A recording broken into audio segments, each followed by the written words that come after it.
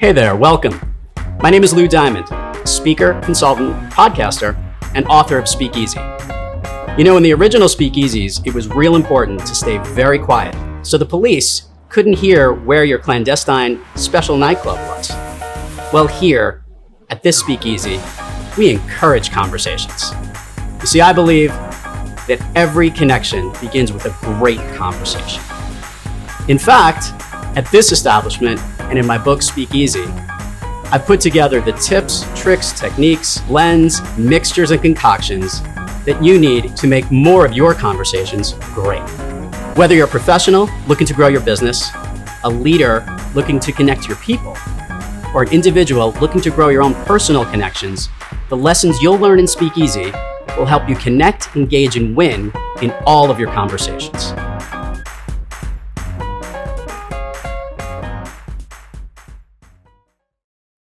I'm telling you, practically everybody in the state of Northern California is around this particular mountain, waiting to see one Lou Diamond tackle this totally untamed slope, dead or alive.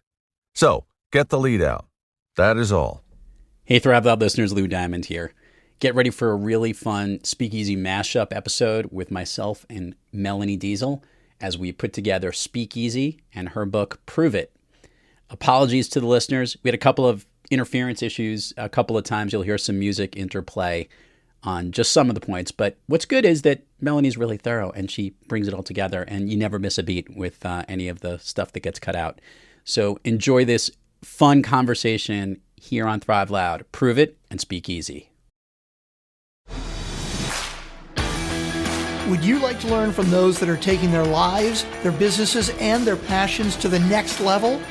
Best-selling author of Speak Easy and master connector Lou Diamond is here to connect you to some of the most inspiring and amazing people on this planet. Get ready to thrive loud with Lou Diamond.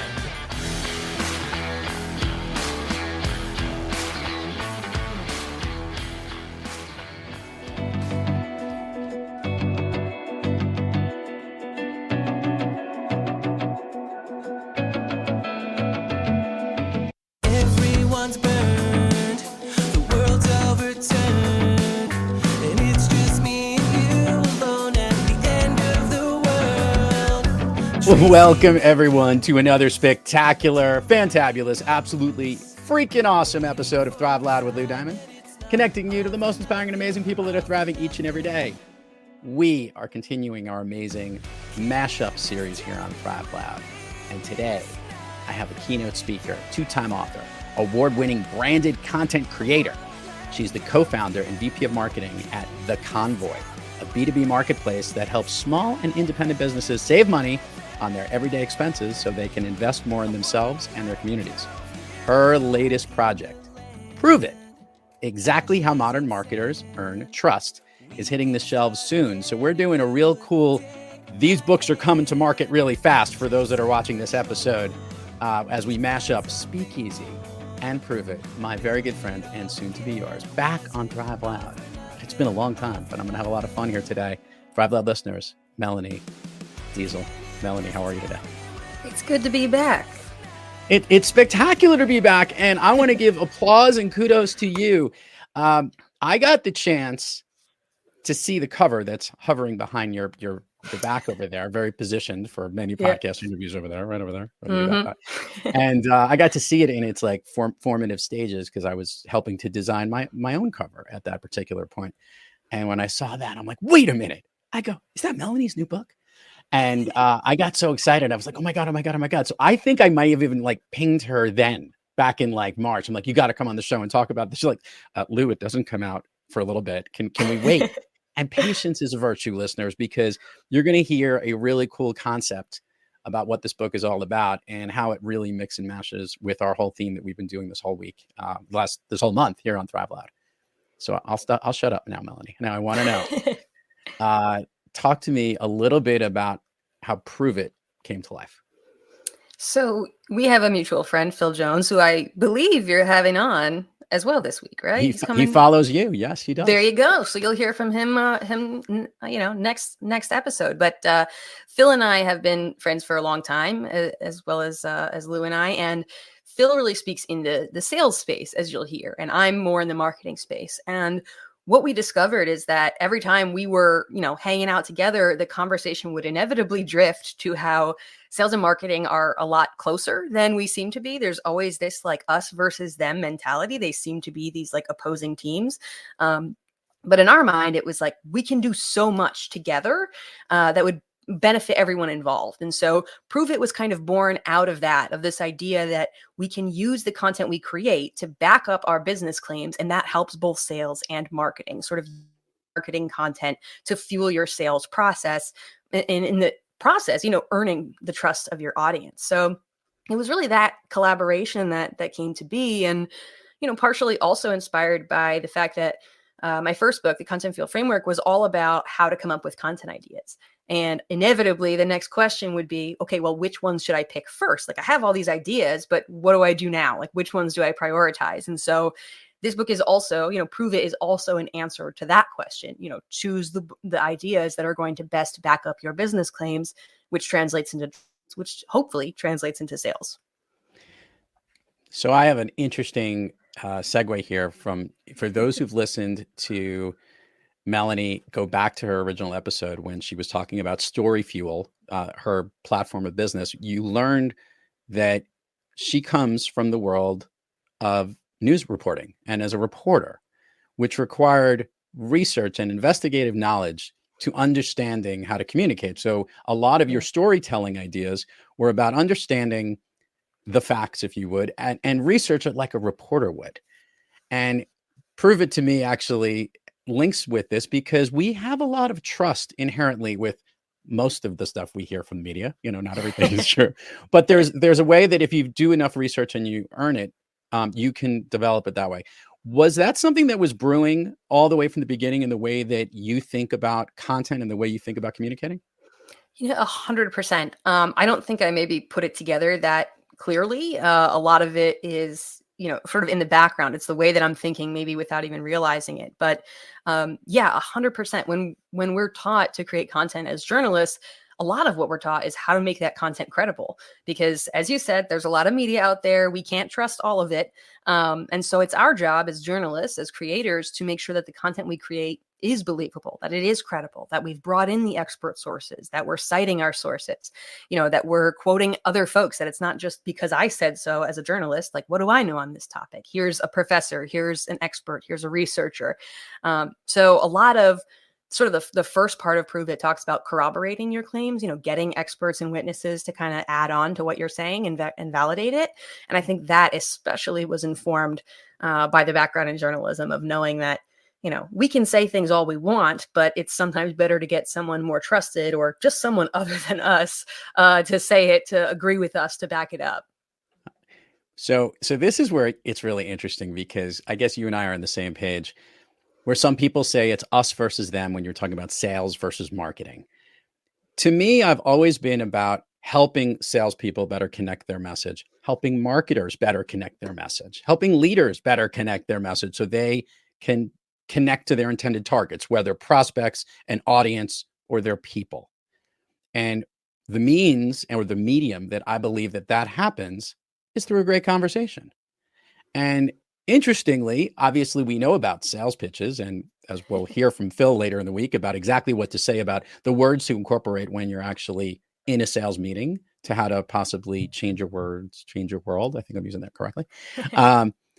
Let's talk about, from the marketing aspect here, about having a conversation through marketing and earning that trust. When you think about a marketing message, and in the sense that you need to prove it, is a conversation a good way to do it? Absolutely. I think in many ways, part of the reason that Prove It is relevant is because we have not historically thought of marketing and sales as a partnership, as a conversation. Particularly with marketing, a lot of times it's very one directional. It's like, we're telling you we're the best. We're telling you you should work with us. We're telling you that we're better than the competition. But it hasn't acknowledged the fact that so many of the folks who are in that audience are going to be following up and saying, like, how do I know that? Or like, prove that that's true, or that's not what I've heard, or I just can't believe that. That seems unbelievable, right? So I think if we start to think of it more as a conversation, acknowledging that this is a particularly skeptical consumer and sales environment that we're in right now, like, I always joke, just look at your spam inbox on your email, or, your voicemails about your car's extended warranty. Like, there's reason for customers to be skeptical right now. Like, it's not us, right? We're the good ones, so to speak, but there are plenty of folks out to get them, to convince them of something that's not true, to steal their information, whatever the case may be. And so we can't blame them for being skeptical. Rather than just being upset about it, the much better approach is to acknowledge that we are in this conversation with a skeptical audience, and it is on us to be prepared to back up all of those claims with proof. And that content is one of the best ways to provide that proof, so that we have something ready when our audience does respond. I haven't gotten to it yet. I've gotten through the notes of it and the high level pieces of it. So I want to ask this question. Yeah. Is there a systematized way to think about how marketers can prove it, and that they should run through each one of their steps? I'd love to talk about that. Definitely. I love a good system. You can always count on That's right. a system. Nobody an loves acronym. systems. Yeah. There's only one other person aside from us in our little group who likes systems more. Hashtag Drew Tarvin. Go learn about systems. But you're up there. You're in that mix of, I need to be organized in the way you do things. 100%. Yeah. So in the book, we do break down a system, of course. So we've got, there's 6 types of content that you can create to back up these claims. The 3 high level categories, though, are someone else say it, whether that's your customers, your clients, experts, your employees, whoever it is, right? Like, bringing in other people to back up what you're saying is a really good place to start. The second one is demonstrating. So if corroborating is like they can hear it from someone else, then demonstrating is showing them so that they can see it with their own eyes. The best parallel for this is probably the infomercial model, right? They say that it's 5 times more absorbent, and that's wonderful, but then they show you, their towel and the competitor towel dropping into a pool of water, and you get to witness it absorbing more water, right? So that is the demonstrating content. And then the third one is educating. So this type of content, the educating content, is much more relevant when you have a particularly complicated product, a heavily regulated product, something that has maybe a lot of jargon or it's very technical. You often need to create content that helps your audience understand enough information to be able to make that comparison, to understand that you're telling the truth. Because if I come out and say, our product has, 3 fewer parts per million of whatever chemical, as a consumer, I may not understand what that means or why it's relevant. And so I need to help the consumer understand why it's important to have fewer parts per million and what that means for them, right? So corroborating, demonstrating, and educating are sort of the 3 major buckets of content. And then in the book, we walk through the 5 types of claims that you're probably making as a business and how you can use those different types of content to prove out those different types of claims. Did you have fun putting this book together? Yeah. I did. I know you did, because you got into your laboratory, if you would. So this is your science experiment coming to life. And for listeners, what you need to know is that the book that's behind her first book, she wrote sometime around the time of the birth of her child. Isn't that true? I can't remember which came first. Did the baby come first or the? So, well, it depends, right? I finished the book before the baby was born, but the book came out after the baby was born. Yeah. But I had a whole system for making sure that book got finished before she arrived, because I knew that was a real deadline. Tell me what was different for you this time around. Obviously, having gotten one under your belt and a real important message, and now something that's a little bit deeper. What was it like for you? I love asking authors on the program this question. There's a gift for the readers that they get from the book. They get to learn great lessons. They get to learn great tactics. And in this case, for marketers, what a great way to learn trust. Yeah. But there probably was a little bit of a happy accident, if it was for you. Did you have one of those? And could you share that with us? Well, I think the first time around, I had never written a book, so I didn't know that I could write a book. And so there was this whole air about the process where I'm like, is this too big? I've never taken on a project of this size. Am I in over my head? There's some element of imposter syndrome, I guess, that you go through maybe as a first-time author.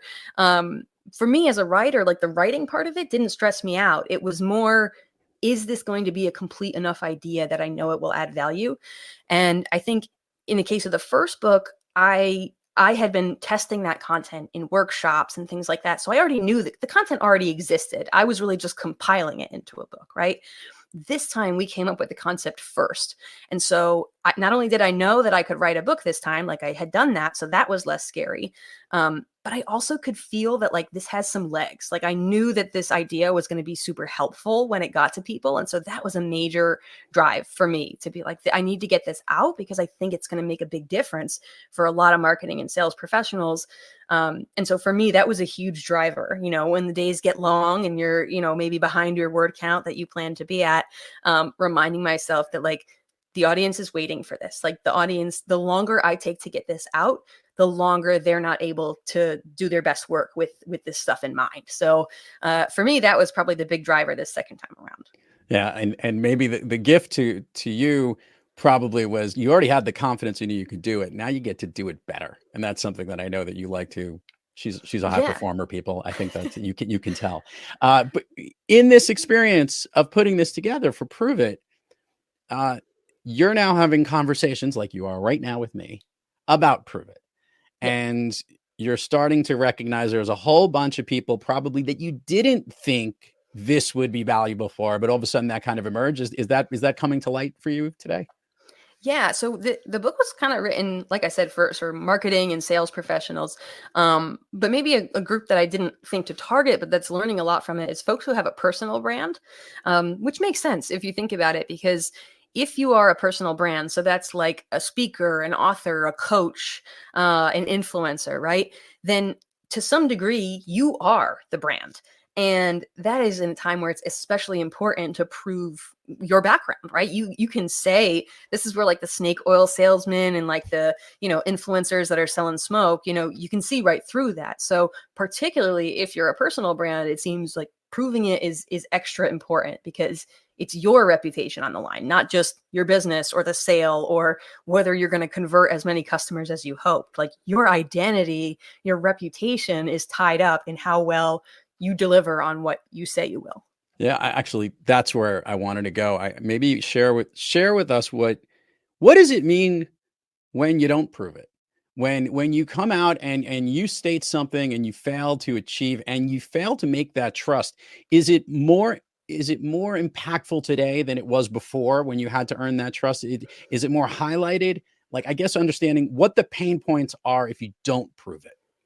Yeah, I mean, there's a bunch of like cascading points. So the most obvious one being that like if people don't trust you, they're probably not going to do business with you, and that's probably always been the case, right? Like since we were talking, town square, selling your farmed goods, right?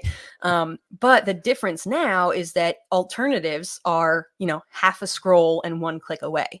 So in the past, if I didn't win your trust, maybe I could come back at you and try again. I could knock on your door again next week. I could try to befriend your neighbor and they would give you a recommendation, right? Now, if I don't trust your site, I'm going to go find that product in another site. I'm going to go find that service from a different provider, and it's going to take me less than a minute to find it. So our window of being able to earn that trust is smaller. And so I always say the onus is really on us. Like we can't operate with the assumption that our audience trusts everything we say. We need to operate the opposite, that they won't trust what we say unless we earn that trust. And so it's kind of a mindset shift. Yeah. But one of the things that I hit upon, but not as deeply as you do in Speak Easy, is I talk about there's a mindset in the way you need to be to make a connection with someone. Because any way we look at it, when you prove your message and you earn the trust of somebody, a connection is established. And there's a lot of stuff that's going on. So in a weird way, your brand, your message, your delivery of your marketing content needs to be a certain way. And it has to come in a certain tone that it's going to connect. And if it isn't authentic, if it isn't intentional, if it doesn't come with a sense of gratitude, that I'm appreciative that I even have your eyes and eyeballs at this moment, otherwise, I'm not going to get that connection. I'm really trying to force some connections here, but I do believe that this is true. I think this is something that there is a certain type of messaging that we know that we have to see, almost like a checklist. And if it doesn't have these things, we're not going to engage. Yeah, 100%. I think what it rings true for me as we talk, especially in journalism, about an audience first strategy. And I think many times in sales and marketing, the default is to think, how do I get what I want? How do I get them to download, to sign up, to buy, to schedule a call, whatever it is. And we're focused on that end goal and then trying to do whatever we can to achieve that, when it really should be the other way around. Like you said, looking at your audience and saying, what do they need? How can I show them gratitude? How can I give them what they want, even if that's not what I want to say, because that's how you're going to build a relationship. I make this analogy a lot in a lot of different contexts for marketing, but you got to think of it like dating. If you go on a date with somebody and you only talk about yourself, like, they're not going to want to hang out with you. Like, what's the fun in that? Just listening to someone talk about themselves, right? But when you sit down with someone and you have a connection and they ask you questions and they truly listen and they're replying and following up with more questions, right? It is actually an exchange at that point, and you feel heard, you feel seen, you feel appreciated, respected. And so I think thinking of it from that way, it's very much like you said, coming into it with the mindset of, okay, this is the audience I'm trying to win over. How can I make them feel seen, heard, respected, trusted, etc., so that then we can build a relationship where that request for the call to action, the buy, this, download, sign up, whatever, is natural because they built a connection. It's not coming out of nowhere anymore. So true. I want to do this. I want to get the admin part of the show out of the way because we're going to have an extended version of Fun Street here with Melanie. Melanie, the book comes out. Give us when the book comes out, where we can go to do it. We will put it all in the show notes, but it's going to get way more engagement than you can ever imagine because we're going to be tagging so many different people on this book. It's just ridiculous, but everyone should go check it out. So I'm going to give you the stage here, share with everyone all the details and where they can go. Absolutely. So Prove It, Exactly How Modern Marketers Earn Trust, comes out on October 11th. So if you're hearing it before then, you can get it on pre-order, most online places where you get your books. If it's after that date, you can go ahead and order it. It is available on Amazon. We'll be working on the audiobook soon as well. So that'll come out in a few weeks or months' time. I always encourage everybody to check out your local bookstore or bookshop.org so that you're supporting a local bookstore in your community. But if you can't do that, or you're not able to find it that way, you can find it on Barnes & Noble, Amazon, and many of the big books. Super. We went into like the vortex there for somebody on the video, but I think it'll all come through. It's all that whole transmission streaming thing. Awesome. All right, Melanie, I've been waiting to do this for the entire series. Here's the story. You are a series of 9, mostly because we like the Brady Bunch analogy and we just wanted to take all these great books together and mash it. I said, but Melanie's got to be in this mix, mostly because I get to have Fun Street with her. Okay, we're going to do the extended version here. I want to catch up a little bit because the first time you came on Thrive Loud, we didn't have a lot of the things that we do now. So we're going to do that, and then we're going to add some new things, and we're going to then put a little bow on this and kind of connect it all together. Sound like a plan? Sounds good to me. She's like, oh shit, what is Logan to do now? Okay. Here we go. Okay, so of late, specifically right now, is there a streaming show or a movie series or something that you and your other half, who, by the way, who's also been on this program at one time or another, is there something that you're into more so than any other program? So we just finished this one, so hopefully that still counts by your criteria. Yeah.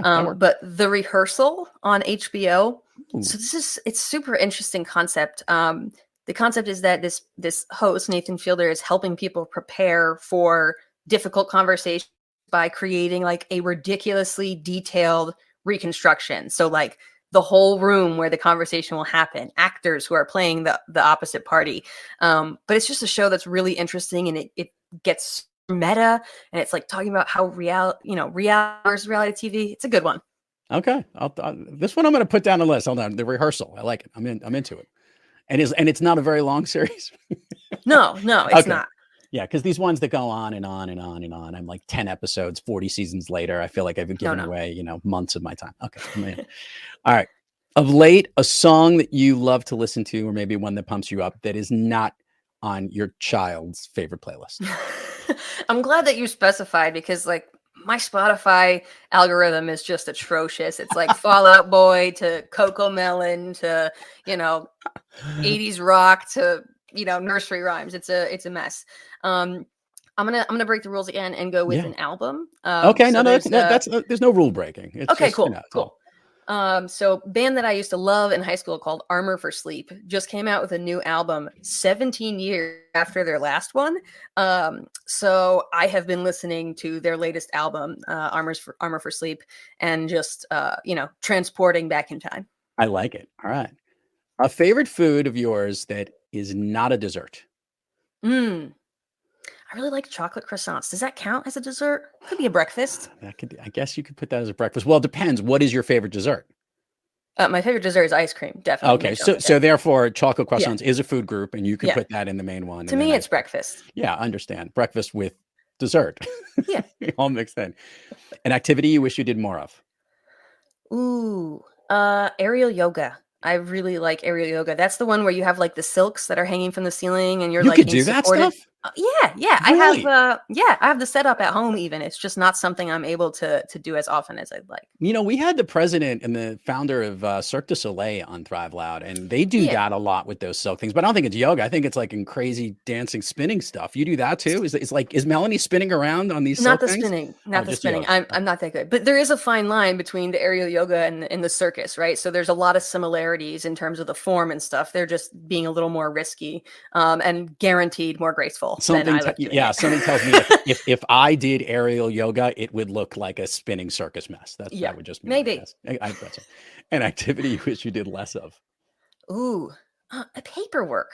That's like a catch-all, but like I'm so. Is it really paper? Is it digital paperwork? Can we call it paperwork? Are you really using paper? You like notes? No, both. I don't know. I just feel like I fill out a lot of forms, print and sign a lot of things, and I don't know. It's just not my favorite. There's this guy that keeps asking for money in Ethiopia. I keep giving it to him. I don't understand. If I could snap my fingers, Melanie Deziel, and you could be anywhere in the world, where are you? Right now, I'd like to be back up north with my family. So my husband and I are down in Raleigh, North Carolina, and we love it down here. But my sister is expecting, and so we've got our first, niece or nephew on the way very soon. And so I had a feeling I'd probably take advantage of that transport back home. All right. Well, if you're in the area, let us know. We might have to, connect with you while you're here. Two last questions here. So what is the thing that you want readers, viewers, and hopefully when they listen to, are you going to do the audiobook, by the way? I didn't ask that question. Yeah, Phil and I are going to do it together. You're going to do it together. So you have to deal with that British accent the entire time? Well, I don't know. It's going to be, so it's kind of fun. The way we wrote the book is like I did the main chapters and Phil has sort of these like action lists asides at the end of the chapters. So it'll be a fun game of ping pong there. Yeah. Or you'll be recording in separate isolated rooms because, there might be a court-ordered mandate to keep the distance. Yeah. Something that you want the readers to take away from in this, or the listeners in this case. I think that the biggest thing is just that we cannot rely on the fact that our audience will believe anything we say. Because that is kind of the default, right? We just think, all right, if I have a smart enough copy or I get like a rhyming tagline, people will eat it up, right? And as depressing as it may sound to say like your audience doesn't trust you as a default mindset, that's actually so empowering. So if you remember that, like every time you create something, you're not just creating something to sell. Like the onus is on me to earn my audience's trust. And it feels so much better when you know that you've done that. So yeah, thinking that way, like everything I create is a piece of evidence in this case that I'm building for trust. Love it. Everybody check it out, prove it. And as part of our Speak Easy mashup, get Speak Easy along with it. And you could put the two together, how you need to be and how you can actually help others earn the trust through Prove It. And I love the idea. I love the concept. And for note, I've always loved the cover. I've been a big fan as it's right behind her over there. Melanie, truly a pleasure to have you on. Thank you. Good luck to you on everything that's going your way. And may you have as many construction-based projects for birthday parties for your little kids throughout the years. It was a digging excavation. Was that what it was? So it was, my 3-year-old is obsessed with construction excavators, the big digging machines. So that was the theme of her birthday party per her request. Yeah, I'm pretty much sure I just had a clown that scared me half to death at that age. So I'll ask my mom. Anyway, Melanie, thank you for coming on the program. Thanks for letting me share my story. You got it. And to all our listeners out there, thank you for joining us. And until next time, keep moving onward and upwards. And remember, be brief, be bright, be gone.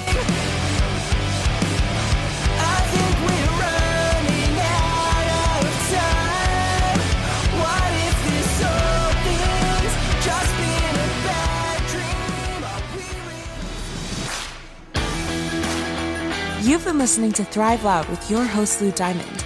Check us out on the web at thriveloud.com and follow us on Instagram, LinkedIn, Twitter, and Facebook at Thrive Loud. And check us out on the Good Pods app at Thrive Loud, where you can follow, listen, and connect directly to Lou and all of the Thrive Loud episodes. Thanks for listening.